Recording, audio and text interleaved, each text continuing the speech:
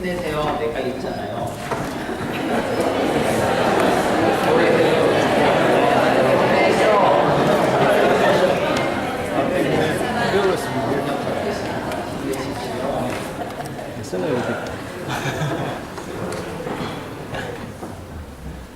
오늘 저는 성령의 열매 5번째가 자비에 대해서 오늘 함께 말씀을 생각해 보려고 합니다.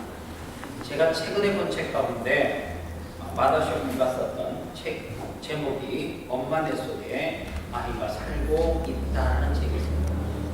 엄마 내 속에 아이가 살고 있다. 이 책에 보니까 어떤 실험을 했습니다. 그런데 그 실험한 내용을 그대로 실었어요. 어떤 실험이냐면 중학생을 둔 엄마 11명, 한국의 엄마 11명과 미국의 엄마 11명을 카드 게임을 지키고 어떤 반응이 일어나는가 실험을 한 거예요. 이 카드 게임 과정에서 엄마들이 내게 이익이 났을 때와 손해가 났을 때, 그리고 상대방에게 이익이 났을 때와 손해가 났을 때 이 두 가지를 동시에 알기 위해서 어떤 반응을 일으킬까 조사를 했습니다. 참 재미있는 결과가 나타났는데 사람의 뇌 중에는 이 보상뇌라고 하는 이런 뇌가 있는데요. 이 뇌는 즐거운 일을 경험하거나 이익을 얻었을 때 활성화되는 뇌라고 이야기합니다. 그런데 미국 엄마들은 이 보상뇌, 즉 본인이 점수를 땄을 때의 이 보상뇌가 강하게 불이 켜지는 반응을 일으키게 됩니다.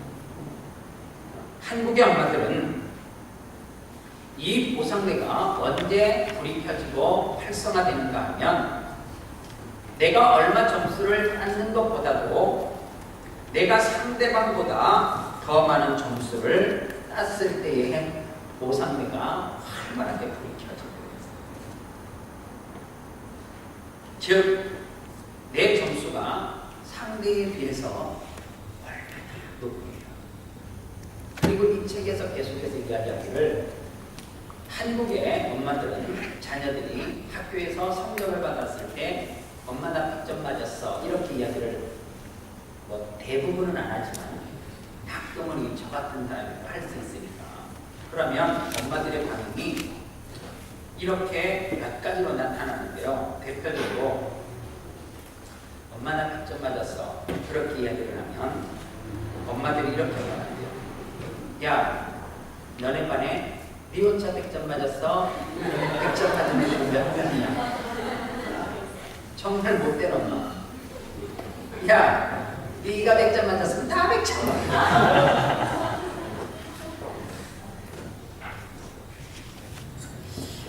이런 어떤 개념으로 아이들을 교육시키니까 아이들은 참 힘들어요. 제가 일전에도 말씀드렸지만 세계에서 자살률이 가장 압도적으로 1등하는 나라가 대한민국이에요. 34분 정도 만에 한 명이 자살을 해요. 참 높은 치수인데 그런데 참 안타까운 것은 젊은 청소년들이 그 가운데 상당히 많이 포함되어져 있다는 하는 사실입니다. 경제 구도 가운데 살아가다 보니까 서울대학교 성공호 교수님이 무슨 이야기를 했냐면 영국의 이 네가티브라고 하는 이 경제연구소에서 이 번영지수, 각 나라의 번영지수를 조사를 했는데 110개국을 대상으로 조사를 했는데 한국이 그 가운데 104위를 차지했어요. 이 성공호 교수님이 이것을 역설적으로 이야기를 하면 대한민국은 세계에서 6번째로 불행한 나라다 그 이야기를 합니다. 사실 대한민국은 먹고 살 만큼 성장하고 많이 좋아지고 있는 것도 사실입니다. 그런데 왜 사람들이 이렇게 행복지수가 낮을까? 이 성공호 교수님은 2가지로 분석을 했습니다. 첫 번째로 한국 사회는 너무너무 정직하지 않는 것 때문에 도덕지수가 낮고, 두 번째로는 극심한 경쟁심 때문에 사람들이 행복지수가 부정직. 여러분들 한국 식당에 가면 간판들은 전부 다 정직을 외쳐요. 1인분에 돼지갈비를 시키면 250g, 200g 아니면 400g, 300g 써요. 그런데 고기를 먹으면서 단 한 번도 이것이 200g 정량이라고 생각을 하고 먹는 사람은 거의 없다는 거예요. 그래서 기자들이 식당에 찾아가서 그람수를 확인을 해봤대요. 어떤 집에는 심지어 3분의 1을 속이래요. 어떤 집은 돼지갈비 하면 국물까지 다 잔뜩 넣어가지고 포함돼가지고 그 양념 국물을 빼니까 200g이 하프밖에 안 돼요. 이런 불신 가운데 살아가다 보니까 정부에서 무엇을 하겠습니다 그러면 100% 안 믿습니다 웃으면서 너무 자연스럽게 니들이 하는 말은 절대로 믿지 않습니다. 이게 지금 대한민국의 현실이라고 하는 사실입니다. 그래서 한국 사람들은 부정직함 때문에 행복하지 않다. 오늘 우리 성도들 가운데 식당 하시고 계신 분 계십니까? 그러면 진짜 중요한 거예요.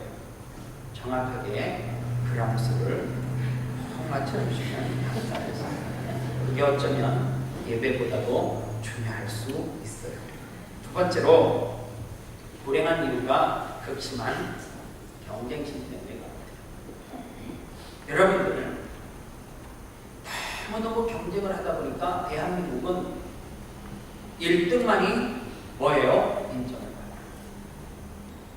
1등이 아닌 사람은 실패자예요. 여러분들 청소년들이 자살을 할 때 전교에서 뒤쪽에 이렇게 랭킹을 하고 있는 애들은 행복지수가 높기 때문에 자살을 잘해요. 그런데 대부분이 자살을 하는 아이들 보면 1등을 했다가 3등, 5등 그것도 반에서가 아니고 전국에서 떨어지는 아이들이 대부분이 자살을 많이 해요. 왜요? 1등을 안 하면 인정받지 못해요. 그런데 1등도 계속 행복한가? 언젠가는 자기가 2등도 될 수 있고 5등도 될 수 있기 때문에 결국에는 대한민국은 극심한 경쟁심 때문에 행복한 사람이 없다. 이렇게 단정을 짓는 거죠. 참 가슴 아픈 이야기인데요.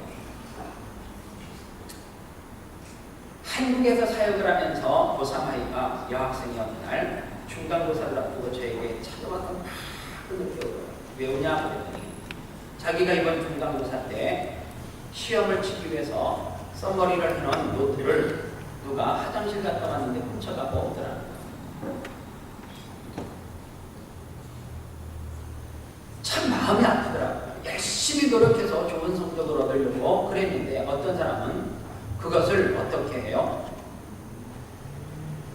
훔쳐가서 그 노트를 잊어먹은 사람이 어떻게 고통하는 건 상관없이 나만 좋은 점수를 받으면 되는 이 경쟁사회. 더 심한 게 있어요. 여러분들 한국 학교에는 왠지 모르게 학교 교실에 가보면 책상이 있는데 알아먹을 수 없는 이 암호와 같은 글씨가 뾰족하게 쓰여져 있어요. 본인만 알아. 본인만. 그런데 선생님들이 더 야봤어요. 오늘은 이 자리에다 시험을 안 보고 이쪽 줄을 저쪽 줄로 가고 이렇게 옮겨요. 여러분들 이 문제는 일반 학교에서만 벌어지는 문제는 아닙니다. 신학교에서도 어떤 일이 벌어지느냐 하면 3년에 한 번씩 꼭 책상 자체를 페인팅을 하고 다시 코팅을 해요. 내가 왜 하냐 물었어. 그랬더니 너무 지저분한데 이 지저분한 게 방학이 되면 교회 다니는 학생이 자기 교회 전도사님 아니에요. 신학교 다니니까 캠프를 오는데 자꾸만 질문을 한다는 거예요. 우리 학교에도 이런 거 많은데 여기도 많네요. 이러면서 막 질문을 한대요. 너무너무 부끄러워가지고 3년 되면 빼곡하게 다쳐가지고 어쩔 수 없이 페인팅을 해야 된대요. 어느 날 이 신대원 학생들이 교수님에게 건의를 합니다. 교수님, 무감독 시험을 했으면 좋겠습니다. 우리가 신학생 아닙니까? 그렇게 건의를 했어요. 한 교수님이 책벌 시간에 설교를 하러 올라오셔서 이렇게 이야기합니다. 여러분들이 자꾸만 제 과목을 무감독 시험으로 치기를 원하는데 저를 좀 이해해 주시기를 바랍니다. 무감독 시험을 한번 했더니 답안지의 답이 다 똑같아요. 성적을 내가 어떻게 매깁니까? 그래도 하지 못하는 애로점을 이해해 주시기를 바랍니다. 더 진한 교수님은 이렇게 말해요. 선지 동산에서 이렇게 책상에다 뽁하게 적어 놓는데 할 수 없어서 채플실에서 예배실에서 시험을 치면 적을 데가 없으니까 바닥 자체가 없으니까 컨닝을 못 하겠죠. 그래서 제 시험은 채플실에서 시험을 치를 겁니다. 가슴 아픈 현실. 왜 그래요? 극심한 경쟁심 때문에 그렇다. 그래서 사람들은 행복하지 않아요. 내 마음에는 그런 것이 없는가? 제가 최근에 깜짝 놀랐어요. 왜 놀랐냐면 제가 아름다운 교회 2007년도 11월 달에 와서 2008년도에 차를 끌고 다니면서 이와 같은 교회를 보잖아요. 한국의 교회는 온기가 있어요. 사람들이 북적북적해요.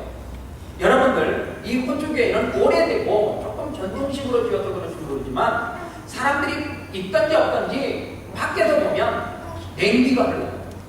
그래서 제가 차를 끌고 가다가 하나님 그때는 무슨 비둘기 이렇게 그림이 그려져 있는 교회가 뭔지 몰랐어요. 이게 유나이팅인지 그리스도 교회인지 무슨 교회인지 간판 자체도 몰랐어요. 여기 한국 교회가 있는지 없는지도 모르고 교회 모양으로 있으면 이렇게 기도했어요. 하나님 이 교회가 너무 냉랭해 보이는데 하나님 우리 교회도 부흥시켜 주셔야 되지만 이 교회를 좀 채워주세요. 그렇게 따뜻한 온기를 가지고 기도했거든요. 어느 날 우리 교회가 성장했어요. 그런데 내 입에서 무슨 기도가 나오냐면 자꾸만 우리 아름다운 교회, 우리 아름다운 교회, 우리 아름다운 교회. 무슨 기도만 나오냐? 너무너무 이기주의적인 기도만 내 입에서 계속해서 나오고 있는 내 주변에 있는 교회가 내 주변에 있는 이웃들이 보이지 않기 시작합니다. 어느 날 어떤 목사님과 대화를 했어요. 그 목사님이 지금 시드니에서 최고 큰 교회가 우리 교회를 지나서 저쪽 가시면 있잖아요. 그런데 그 교회에서 이제 같이 몸담고 있는 분이 어느 날 저에게 묻지도 않았는데 그래요. 우리 교회가 무엇을 은행에다 신청을 했는데 잘 안 됐다고. 그래서 참 걱정이 가요. 제가 무슨 이야기를 했냐면 이렇게 얘기합니다. 목사님, 저는 개인적으로 그 교회가 교회를 잘 짓고 정말로 보란듯이 입주를 하고 그래서 예배를 잘 드리고 부흥했으면 좋겠다고.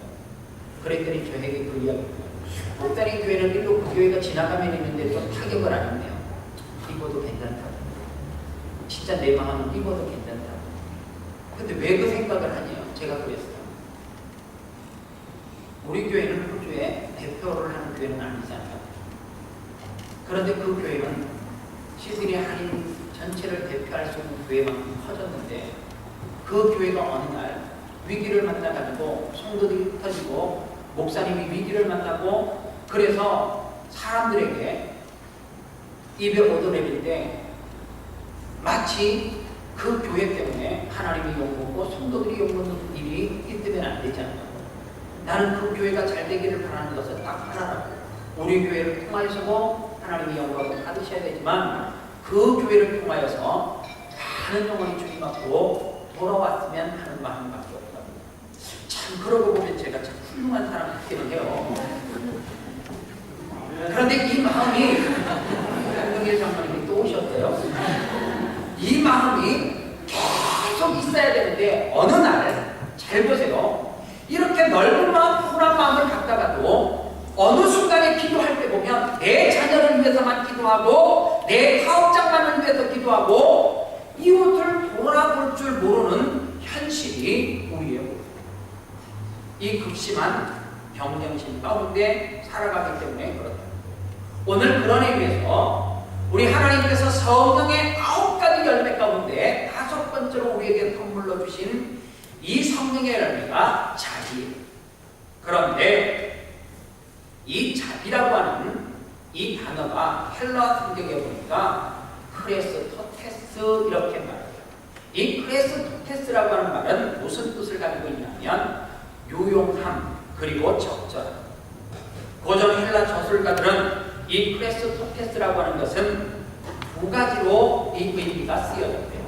하나는 어떤 물건에 쓰여질 때에는 이 크레스토테스라고 하는 자비가 탁월함으로 이렇게 쓰여진다는 거예요. 그리고 또 하나, 사람의 성품을 설명할 때에 이 크레스토테스는 선함, 그리고 순전, 그리고 더 나아가서 성경에서는 이 크레스토테스가 동률이라고 하는 단어로 누가복음에서 여러 번 기록되어져 있는데, 이 동률이라는 단어와 그리고 자비라고 하는 단어가 똑같은 말로 쓰여져 있음을 볼 수가 있습니다. 그리고 성경의 9가지 열매 중에 자비 다음에 나오는 것이 뭐라고요? 양선이에요. 그런데 이 자비와 양선은 떼어놓고는 도저히 완성시킬 수가 없어요. 그래서 이 자비와 양선은 세트로 가야 돼요. 이 양선은 헬라어로 뭐라고 이야기하냐면 아가도시네 이런 말이 있어요. 이 아가도시네라고 하는 말은 자비보다 한 단계 더 나가요. 자비는 뭐예요? 선함, 친절함.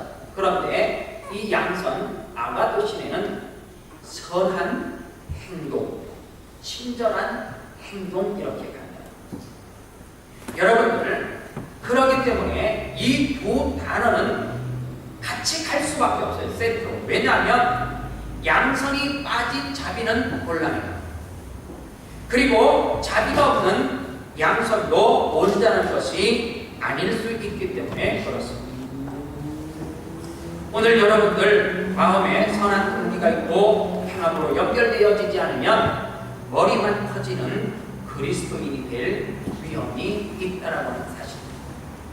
어느 날 안철수 씨가 이 강연회에서 이런 강의를 하는 것을 들었습니다. 우리나라가 식민지로 있을 때에 많은 사람들이 나라를 걱정하고 독립을 위해서 독립투사들이 지하에서 활동을 하고 이제 밖으로 막 뛰쳐나가서 조국의 독립을 외칠 때에 어떤 한 사람도 조국에 대한 독립에 대한 갈망이 많았다는 거예요. 그런데 소문을 들으니까 독립 이 투사들은 잡히면 마구타처럼 실업 대상으로 죽인다. 이런 소문을 들은 거예요. 근데 이 사람은 나라가 독립되는 것을 너무너무 원해요. 그래서 밤이 되면 이불 속에서 이불을 덮어쓰고 대한독립 만세를 외친 거예요. 그런데 몇 달이 지나고 난 다음에 진짜 독립이 됐어요. 그래서 이 사람이 강공서로 막 쫓아갔어요. 왜 쫓아갔어요? 나도 조국 대한민국이 독립되기로 했고 독립만세를 외쳤다. 비록 내가 겁이 나서 이불 속에서 외쳤지만 나는 조국에 대한 독립 이 열망이 강했다. 그래서 다들 독립투사로 이름을 올려달라. 안철수 씨가 이야기를 하면서 이런 결론을 내렸습니다. 독립운동을 행동으로 옮기지 않고 이불 속에서 혼자서 대한독립 만세를 부르는 것을 그것을 독립투사라고 말할 수는 없다. 이렇게 결론을 냅니다. 저는 목사잖아요. 그것을 영적으로 또 옮겨왔어요. 오늘 이 본문 말씀을 가지고 우리가 선행에 관한 마음의 독립 자비만 내 안에 있고 그 다음에 뭐가 없으면 양선이 행동으로 나타나지 않으면 이거는 이불 속에서 대한독립 만세를 외치는 것과 똑같다는 거예요. 그래서 감리교회 창시자 존 웨슬리는 이러한 기독교인들을 가르쳐서 유사 그리스도인 이렇게 이야기했고, 그리고 조나단 에드워드라고 하는 분은 명목상 그리스도인 이렇게 이야기합니다. 즉 우리 가운데 선하고 착한 마음만 있고 그 다음에 그 선한 것이 뭘로 옮겨지지 않으면, 행동으로 옮겨지지 않으면 머리만 커져 있는 그리스도인, 다시 말해서 비슷한 유사 그리스도인 아니면 명목상 그리스도인. 오늘 그런 의미에서 우리는 깊이 우리 자신을 돌아볼 필요가 있어요. 왜요? 혹시 내가 그리스도인은 맞기는 맞는데 사람들은 그리스도인 착한 진실된 그리스도인들은 막 방언하고 통변하고 막 기도도 잘하고 매주 예배 나오면 이게 진짜 그리스도인 이렇게 생각을 하고 가끔가다 주일 예배를 드리고 그냥 그러면은 좀 이게 날라리 신자 뭐 용어가 좀 그렇습니다만 이런 거 아닌가라고 생각을 해요. 그런데 웨슬레와 에드워드 이분은 어떤 사람이 유사 그리스도인이고 명목상 그리스도인이냐면 선함을 있어요. 이 말이 뭐냐면 말씀을 듣기는 들어. 여러분들 오늘 설교를 왜 들어요? 감동받으려고요? 뭔가 지식을 알려고요? 아니요. 은혜를 받으려고요? 그렇게 설교 들으시면 안 돼요. 설교는 감동받으려고 듣는 것도 아니고 은혜를 받는 것도 받으려고 듣는 것도 아니에요. 그럼 설교는 왜 듣냐? 설교는 딱 하나예요. 결단하려고 듣는 거예요. 그래서 여러분들 제가 설교를 마치고 나갈 때 감동받았어요. 은혜 받았어요. 목사님 짱! 이런 말 하지 말라잖아요. 왜 하지 말라는 거예요? 그렇게 하고 선함이 행동으로 옮겨지지 않을 때는 명목상 그리스도인, 유사 그리스도인, 머리만 커지는 그리스도인들이 된다라고 하는 사실. 오늘 세상 사람들이 교회를 향해서 욕을 하는 이유는 여기에 있어요. 오늘 교회 안에 명목상 그리스도인들이 너무 많다는 거예요. 유사 그리스도인들이 너무 많다는 거예요. 오늘 여러분들 혹시 머리만 다 너무 커져가지고 여러분들 설교를 너무 강한 것을 자꾸 요구하다 보면 감동을 자꾸 요구하다 보면 저도 모르게 오버할 수밖에 없어요. 왜 그것을 자꾸 원하니까 왜 내가 설교 준비를 하면서 오늘은 첫마디 무엇으로 인사를 할까? 이것을 내가 왜 이틀 정도 고민해야 돼?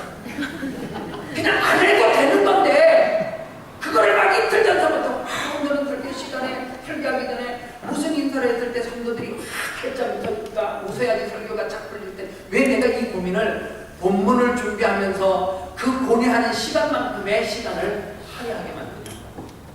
이유는 딱 하나입니다.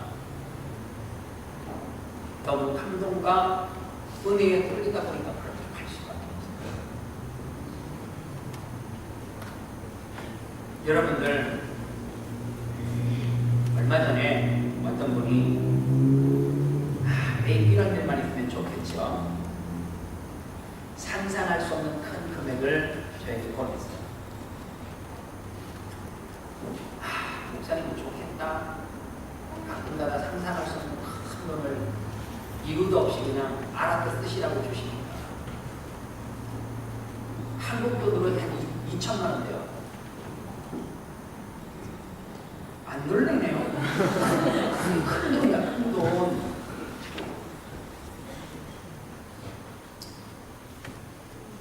제가 무슨 생각을 했냐면 뭘 나를 믿고 그 큰 돈을 나에게 맡길까?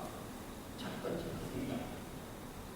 두 번째로 내가 이거를 어떻게 써야지만 그분에게 누가 되지 않을까라는 생각. 아직까지 단 한 톨도 건드리지 않고 그대로 있어요. 어느 날 내 마음 가운데 이 물질이 필요한 사람이 있으면 제가 여러분들에게 약속할 수 있는 것 하나예요. 나를 위해서는 단 1불도 안 쓸 거예요. 단 정말로 제 마음속에 필요하다 그러면 제가 그 필요한 곳에다가 그 물질을 주신 분의 그 손에 부끄럽지 않게끔 제가 쓰려고 해요. 왜 제가 이 이야기를 하냐면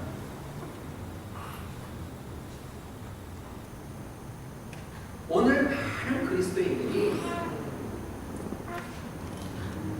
자비는 별로 없죠. 표정 보면 그 자체가 예술이야.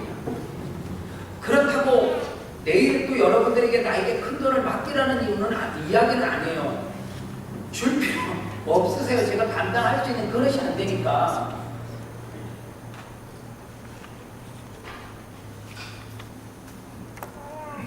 그런데 뭐가 없냐면 오늘 21세기 그리스도인들에게 양선이 따라오지 않으니까 이 자비가 뭐 하지 않아요? 완성되지 않는 거예요. 미완성으로 남아있는 거예요. 성도들도 하나님 앞에 자꾸만 성화되려면 양성이라고 하는 것을 아가도치네 이 선한 행동이 따라와야 되는데 따라오지 않으니까 매일 성경 공부를 해요. 매일 하나님의 말씀을 아침마다 큐티를 해요. 제가 우스갯소리로 이야기했지만 큐티하는 것도 중요해요. 그러나 더 중요한 게 뭔 줄 아세요? 그람수를 속이지 않는 거, 정직하게 빛을 있다는 거, 그게 어쩌면 우리 가운데 더 필요할 수 있다라고 하는 사실입니다. 오늘 그러면 우리 가운데 양선은 있는데 착한 행위는 있는데 자비가 빠지게 되면 어떤 문제가 발생하는가? 고린도전서 13장 1절 말씀에 보면 이런 말씀이 있습니다. 내가 사람의 방언과 천사의 말을 할지라도 사랑이 없으면 소리나는 구리와 울리는 꽹과리 같고 이렇구나. 제가 오래전에 전국에 많은 사람들이 청소년들이 모여서 청소년 캠프를 하는데 그 스텝 가운데 한 사람이 아침에 학생들을 깨우는데 제 숙소가 가쪽이지만 하여간 이 학생들과 쓰는 숙소에 붙어 있었어요. 난 지금도 그 사람 생각하면 너무너무 화가 나요. 그때 내가 속으로 얼마나 많이 욕을 했는지. 아침에 아이들을 깨우는데 문을 두드리면 될 거 아니에요. 복도에서 꽹과리를 치는 거, 꽹과리를. 얼마나 세게 치는지 겉으로 욕을 안 하고 속으로 했어요. 아유, 저쪽에서 욕을 막. 나는 세상에 악기 중에 꽹과리 소리가 그렇게 시끄럽고 그렇게 듣기 싫은 막 너무너무 난 지금도 그래서 그 꽹과리를 치거예요.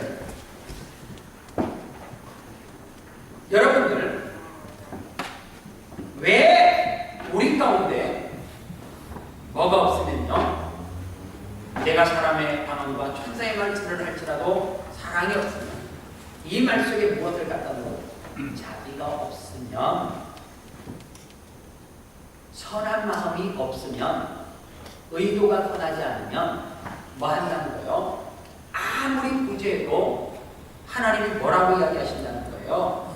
울리는 꽹과리와 같다 이렇게 말한다. 어느 날 제가 돌집에 갔습니다. 돌잔치를 항상 다 먹고 나면 돌제비인가 뭔가를 하잖아요. 그때 양복 입고 춤추랑 멋있게 되게 사회자가 합니다. 사회를 너무너무 유창하게 잘 보는 거예요. 내가 관심이 있었어요. 그런데 단어 하나 안 들고요. 얼마나 매끄럽게 진행을 잘하나. 그런데 시간이 점점 지나면서 이 사람이 자꾸만 보는 게 시간을 자꾸만 봐. 그런데 그 돌잔치 주인공인 아이하고는 눈을 단 한 번도 맞추지 않아요. 아이가 볼채도 그냥 엄마한테 눈치를 줘가지고 빨리 어떻게 하라고 하고 시간 보고 진행을 계속 해요. 그리고 자기가 정했던 시간 가운데 딱 맞춰서 대단히 감사합니다. 그리고 갔어요. 근데 갔는데 뭔가 제가 마음 가운데 허전함이 있어요. 그리고 집으로 돌아오다가 무슨 생각이 났냐면 혹시 내가 목회를 저 돌잡이의 사회자처럼 하고 있지는 않을까? 왜요? 그분에게는 아이를 사랑하는 마음이 하나도 없음을 제가 발견해요. 혹시 제가 목회를 하면서 시간이 이렇게 오래되다 보니까 한 일을 오래도록 하다 보니까 타성에 젖어서 너무너무 뻔뻔스럽게 사랑합니다. 보는 데서는 그렇고 뒤에서는 사랑이 무슨 사랑, 시간만 보고 그러는 목사님 아닌지 돌아보게 되더라고요. 사실 하나님께서 우리의 마음을 받기를 원합니다. 그런데 하나님께서 우리의 마음을 받기를 원하는데 그 마음의 표현을 어떻게 받기를 원해요? 사람이 가장 마음속에 소중하다고 생각하는 그것을 받기를 원하는 거예요. 그게 뭐예요? 물질인 거예요. 하나님께서 우리의 마음을 받는데 네 마음을 빼앗아가면 네 죽으니까 마음의 한편에 심장을 빼앗아가지고 못하고 그러니까 우리 마음 가운데 소중하다고 생각하는 물질을 받기를 원해요. 그런데 중요한 포인트가 있어요. 하나님은 물질을 받은 것이 아니라 그로 통하여 무엇을 받은 거예요? 그 속에 마음을 받은 거예요. 그런데 하나님께서 그 마음을 받고 난 다음에 무엇을 돌려주기를 원하느냐면 우리 속에 마음에 간직하고 있는 것은 물질, 육적인 거예요. 그런데 하나님은 그 마음을 받고 난 다음에 무엇을 돌려주느냐면 육적인 것을 축복으로 돌려주고 또 영적인 것을 돌려줘요. 그것을 어떻게 느낄 수 있느냐? 여러분들, 물질을 아무리 많이 가지고 있다라고 해도 육적인 것이 가득 차도 사람은 완성된 행복은 아니에요. 목사님, 그건 아니죠. 요즘 세상에 물질만 많으면 행복하지. 그렇게 생각하는 사람이 혹여나 있을 수 있어요. 그런데 최근에 내 통장에 돈이 들어가게 떠보니까 그게 행복한 게 아니라 불안해요. 우리 집사람이 혹시 빼가지나?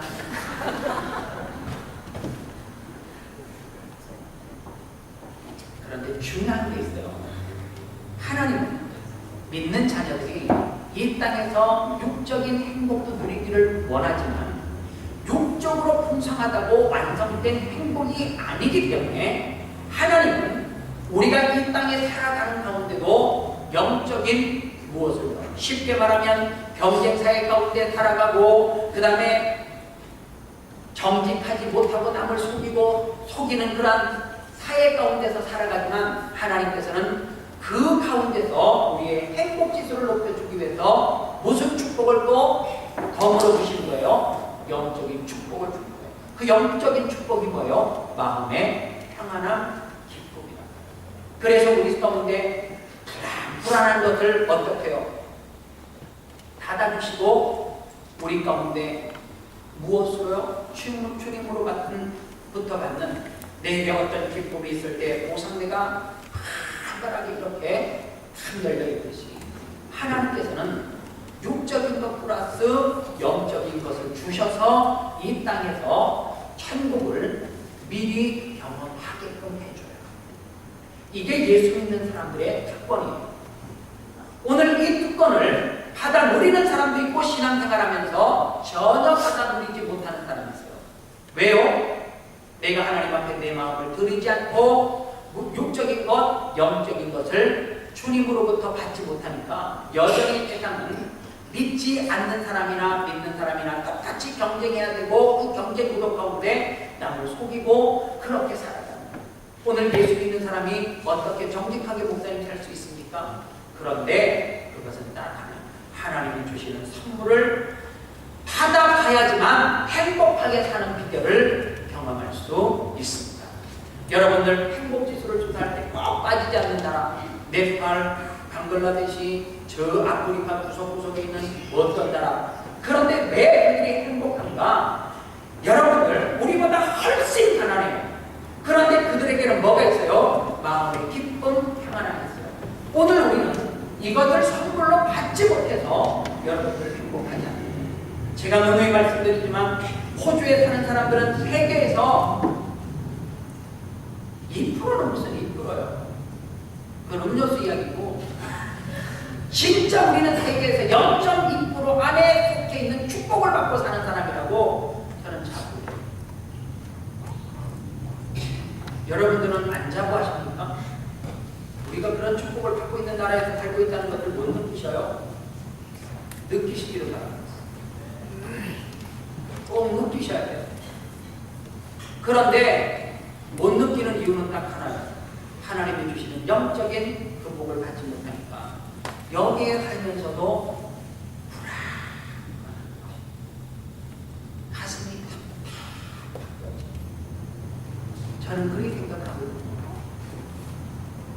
비록 한국에서는 답답해서 조국 대한민국이 사기치고 부정특해서 예라이 이승민이나 가자리에서 호주에 왔으면 비행기에 내리는 순간부터 나는 자유해야 된다고 느끼는 사람 생각해야 됩니다. 우리는 여전히 그 큰 앞을 놓지 못하고 불행하다. 왠 줄 아세요? 우리 마음을 하나님 앞에 드리지 않음으로 말미암아 영적인 것들을 여기서도 갖지 못하니까. 여러분들 김용민 씨 아십니까? 잘 몰라요? 왜 있잖아요. 국회의원 선거에 나가서 막말 활동을 일으켰던 사람. 이제 아시겠죠? 이렇게 좀 통통하게 생겨서 노인 비하가랑, 여성 비하가랑, 교회 비하가랑, 그래서 결국에는 국회의원이 안 돼요. 그분이 목사님 아들이라는 거 혹시 아십니까? 목사님 아들. 어느 날 자기가 교회를 막 비하해서 발언을 했더니 자기가 출석하는 교회가 조금 큰가 봐요. 그 교회에서 너 교회 오지 마라. 근데 그분이 또 신앙이 있나 봐요. 집에서 자기 교회 인터넷으로 목사님 설교를 들었나요? 교회를 못 오게 하니까 집에서라도 예배 드려야지. 우리들도 교회만 안 되니까. 그런데 설교를 중간쯤 듣다니까 자기 교회 담임 목사님이 김용민의 욕을 디렉다가 그래갖고 승질 나갖고 인터넷을 다 꺼버렸대. 제가 그 사람이 뭐가 괜찮고 뭐가 안 되고 이야기를 하면 정치적인 발언이지만 저는 그 이야기를 하려고 하는 게 아니에요. 많은 사람들이 생각하듯이 저도 똑같은 생각을 해요. 이것은 잘못됐다 나았다라는 생각을 합니다. 또 한편으로 무슨 생각을 하느냐면 세상 사람들의 생각, 대중들이 생각하지 못하는 생각을 제가 또 마음 한켠에 갖고 부담감을 왜 그 사람이 목사의 아들인데 왜 그렇게 욕할 수밖에 없었을까? 담임 목사가 설교할 때 그 사람을 욕해버리면 그 사람은 진짜 어디 가서 위로를 받고 그 사람은 어디 가서 치료받아야 됩니다. 그 마음이 잘못됐으면. 그런데 목사님이 인터넷을 들으니까 우리다 욕을 하니까 자기가 인터넷을 꺼버리면 그 다음에 그 사람이 가야 될 때는 어때요?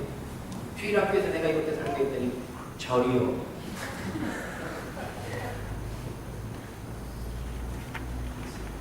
그러면 그 영혼은 버려야 된다는 거예요? 아니잖아요. 우리가 생각해야 될 게 있어요. 기득권자가 생각해야 될 것이 교회는 저는 그렇게 생각해요. 될 사람이 교회 오는 게 아니라 사회에서도 그 다음에 가정에서도 직장과 그 어떤 곳에서도 따돌림을 당하고 버려진 사람이 최종적으로 내가 위로받기를 원해서 교회에 찾아오면 저는 따뜻하게 그 사람을 품어야 된다고 생각합니다. 저는 이게 교회라고 생각합니다.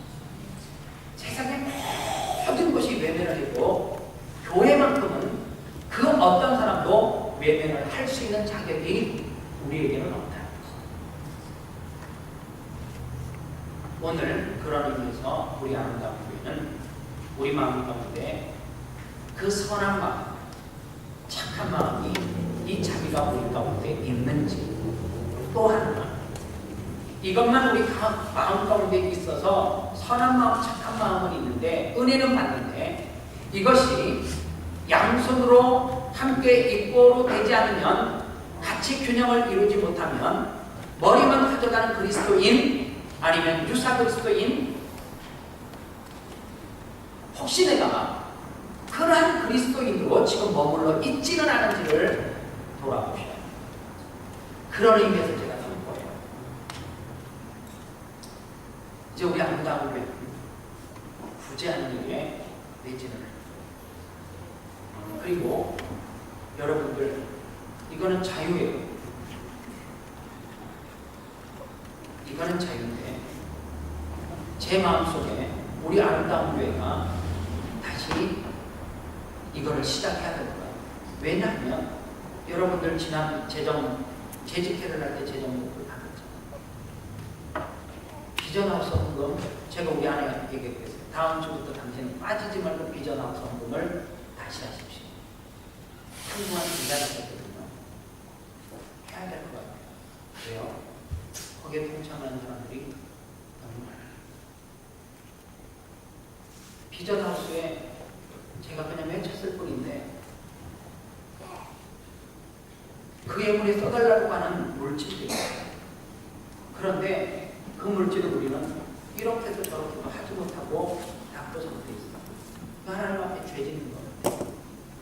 이제 다음 주부터 여러분들 확신을 가지고 하나님께서 우리 교회에 뭔가 우리가 매일 모여서 우리가 먹고 잔치하고 즐기면 무슨 이익이 있겠어요? 유익이 있겠어요? 이제 비전하우스 헌금을 부담을 가지고 좀 하십시오. 우리 월드비전 컨벤션 안 된다 그랬을 때 외쳤을 때 지금 어때요? 부자 수가 엄청 많이 늘었어요. 한 달에 월드비전 컨벤션 보내는 환급이 약 500불 가까이. 작은 교회가 쉽게 감당할 수 있는 금액이 아니에요. 그런데요, 참 신기해요. 어떤 청년이 직장 생활을 시작하는데 제가 깜짝 놀랐어요. 각 대학교를 들어가면 무슨 그렇게 수입이 많겠어요. 지난주 이번 주 연속으로 컨벤션 헌금을 혼자서 200불씩 냈어요. 이게 작은 금액이 아니잖아요. 비전하우스 헌금 우리가 심어서 우리가 받은 만큼 다음 세대에게 돌려줘야 될 책임과 의무가 있어요. 왜 제가 원고에도 없는 이야기를 하는지는 저도 모르겠어요. 그러나 저는 이제 앞으로 계속해서 비전하우스가 세워져도 이 헌금을 끊이지 않고 할 예정입니다. 그리고 심을 거예요. 심으면 하나님께서 그 가운데 30배, 60배, 100배의 열매가 맺어져요. 그래서 우리가 해야 되는 사명이 있단 말이에요. 희성 세대가 해야 되는 게 뭔 줄 아십니까? 다음 세대가 뭐 할 수 있도록 그럴 수 있도록 다음 세대가 기독교 세계관을 가지고 자리를 잡을 수 있도록 우리가 뭐 하는 거예요? 터전을 마련하는 거예요. 제 때에 그것을 못 이루게 됐잖아요. 다음에 저를 위해서 목회하는 사람이 목회를 할 때 또 그 터대 위에서 계속해서 하나님 일들을 거룩한 일을 펼쳐나가게 됩니다. 오늘 하나님께서 이러한 마음은 우리의 힘으로 할 수 없어요. 그래서 우리에게 주신 찬양이 있습니다. 오늘 이 찬양을 같이 고백하도록 할 겁니다. 오늘 여러분들 로마서 15장 1절과 2절 말씀을 꼭 집에 가셔서 묵상하시기를 바랍니다. 믿음이 강한 우리는 마땅히 믿음이 약한 자의 약점을 감당하고 자기를 기쁘게 하지 아니할 것이다. 우리 각 사람이 이웃을 기쁘게 하되 선을 입고 덕을 세우도록 가르치리라. 오늘 이게 저와 여러분들의 사명입니다. 오소서 주님, 나의 마음은 선한 것 하나고 같이 찬양하도록 하겠습니다.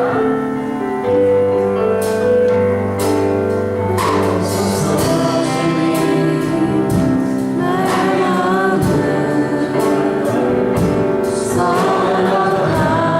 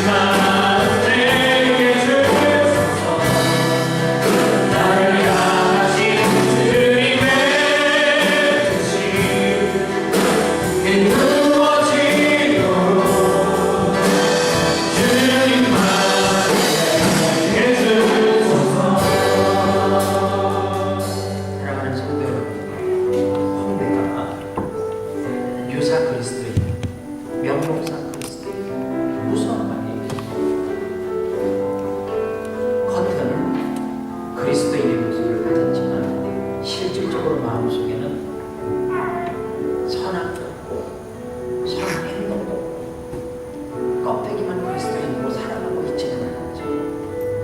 한번 돌아보셔야 돼요. 오늘 우리가 하나님 도와달라고 기도하는데 무슨 목적으로 왜 하나님 도와주세요 기도하는지를 돌아봐야 돼요. 오늘 세상은 사람들이 그래요. 희망이 없다고 해요. 아니요, 우리 때문에 희망이 있는 거죠. 참된 그리스도인이 있기 때문에 희망이 있는 거예요.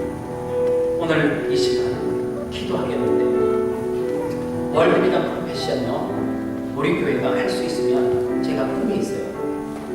한 가정이 하나님을 갖고 물질로 후원하고 그리고 기도로 후원하고 월드비전 컴패션요, 한 달에 45분이면 한 사람을 살리고 그 사람을 학교 보내고 공부시키고 그리고 컴패션은 더군다나 기독교 교육을 통하여서 신앙을 잡아놓기 때문에 집어넣기 때문에 그리스도인을 만들 수 있어요.